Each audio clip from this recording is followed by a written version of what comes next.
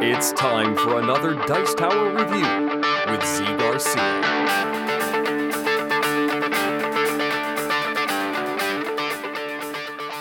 Hey folks, today we are taking a look at Siggil. Siggil here is a little card game in which you are trying to capture spirits that are escaping from these magical seals that are breaking down.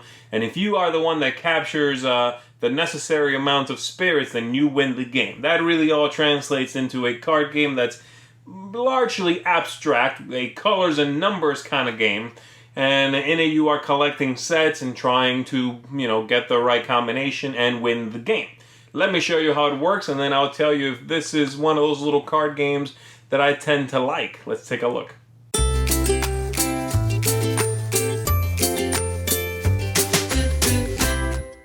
The objective of the game is to control a certain number of spirit cards depending on the number of players.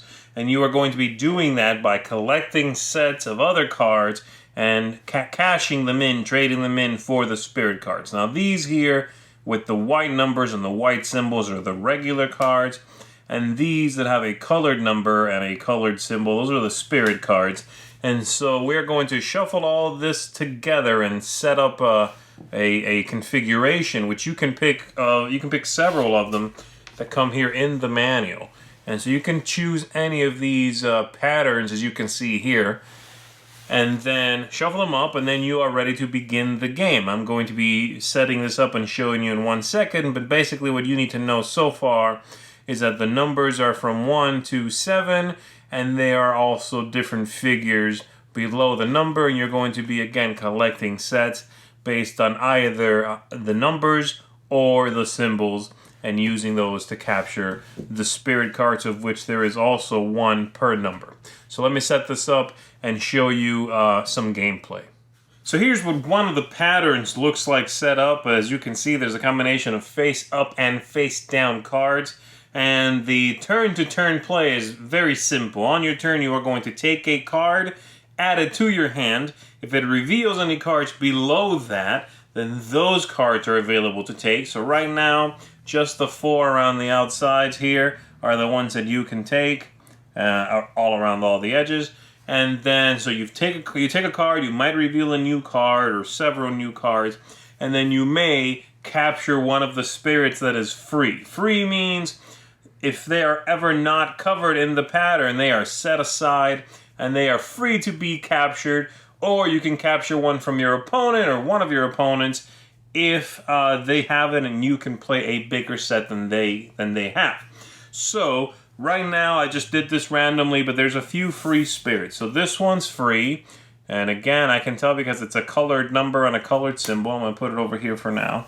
This is free, this is free, and I thought there was one more.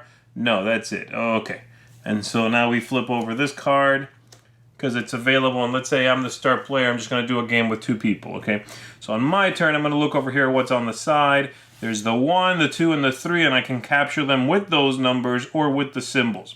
To capture them, I need to have at least 3 of that thing, the number or the symbol. And I'm going to play that set in front of me, and I'm going to take the spirit from the side here and put that set with the spirit card, okay? If later on in the game my opponent plays 4, let's say I took the 7s, okay? And I played 3 7s and I took the 7s, the 7 spirit. If my opponent later on plays 4 feathers, which is the symbol there, they'll take this from me. I keep my 3 7s in front of me. And if I can then go to 5 7s, I'll wrestle this back from them. So that's the idea, and that's how that operates. So I'm going to take one. I'm going to take this card right here, which is a 7. It's very near the top, but I'm taking that, which reveals this card. That's also a spirit card, so it's free and joins the other ones on the side, and I put this card in my hand. It is now my opponent's turn. They are going to take this card here, let's say. They take this card, they put it in their hand, which I'll set over there, and nothing was revealed by them doing that, okay?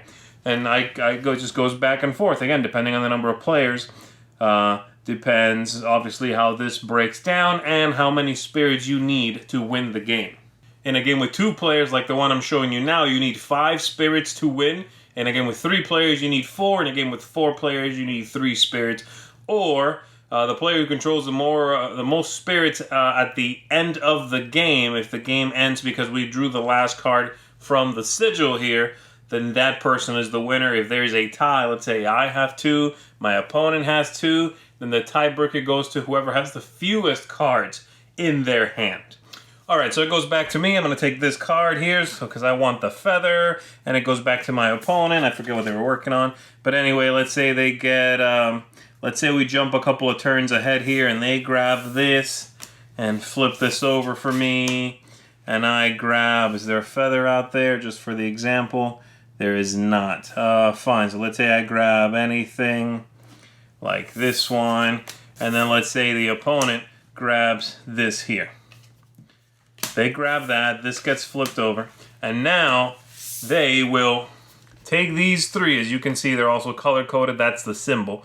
They can take these 3, play them face up in front of them. Again, these were hidden in their hand, and they would capture the spirit that matches that symbol. And you do something like that, and then it goes back to me. If I'm ever later on able to play more of that symbol or more 6s in front of me, then I'll wrestle that spirit away from me. Again, we're going to keep going until somebody hits the number of spirits required, or the sigil is completely gone, and then we go to those rules and tiebreaker I explained to you. And that, pretty much in a nutshell, should give you enough of an idea of how the game works, and that's how you play Sigil. When I first saw the cover of this game, I was attracted to it. I thought it was a very attractive, cool-looking box, and then I saw some of the artwork on the cards, and I was really interested. I was very enamored with the artwork and the look of it. Then I saw what the game looked like set up and all of that, and I thought, okay, that looks like Mahjong. You know, not the real Mahjong, but the one you click on the computer and, you match 2,000, they go away, which is not really much of a game. It's really more of an activity. But thankfully, this does not feel like that. It looks like that, but it does not feel like that. And I think it works well. It uses that idea of uncovering cards that then get revealed. That was also recently used by Seven Wonders Duel in also a very spectacular way, in a very clever way. And this one has some of that vibe too, I like the set collection aspect. Reminds me of, many other games, but I like that when your set, when a card is stolen from you, one of the spirits goes to someone else.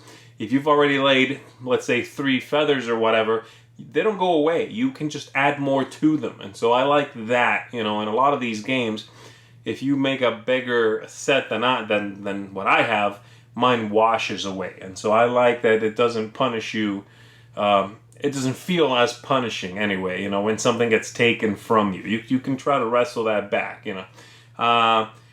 So I enjoy the game. I like it a lot. I thought it was a great little filler. I love the different patterns they give you in the rule book, and they just give you a little bit of variety, and they work well. The theme, of course, is not really there, and I do have a couple of minor issues with the production of the game.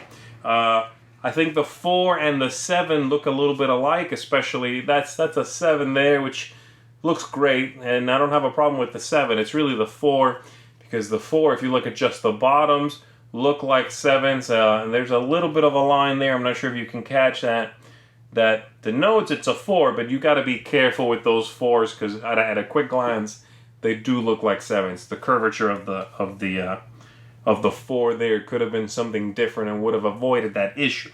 The other thing is, I think the spirits should have been a little more distinct from the other cards. I know that it's the color of the corners there, the pips, that is different, but something a little more obvious perhaps. A background just where the pips are, darkened corners, something a little bit more obvious that you can just quickly boom. That's one of the spirits. Let me make sure, because sometimes it did happen that we reveal something and the players are in the groove of the game, and a turn or two later you're like, oh wait, that one should have escaped. That spirit shouldn't be there anymore, and then you remove it. So those are my 2 little issues that I have with the look of the game. As long as you are paying attention and being a little bit careful, you shouldn't have a problem.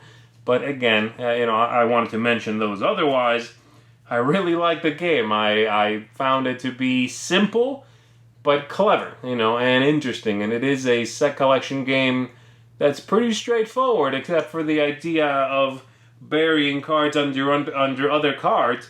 But that's enough of a twist that I found it to be engaging. So, thumbs up from me for Siggil here. If you are looking for a little card game with very pretty artwork and just some simple concepts of set collection, then I recommend you check this one out.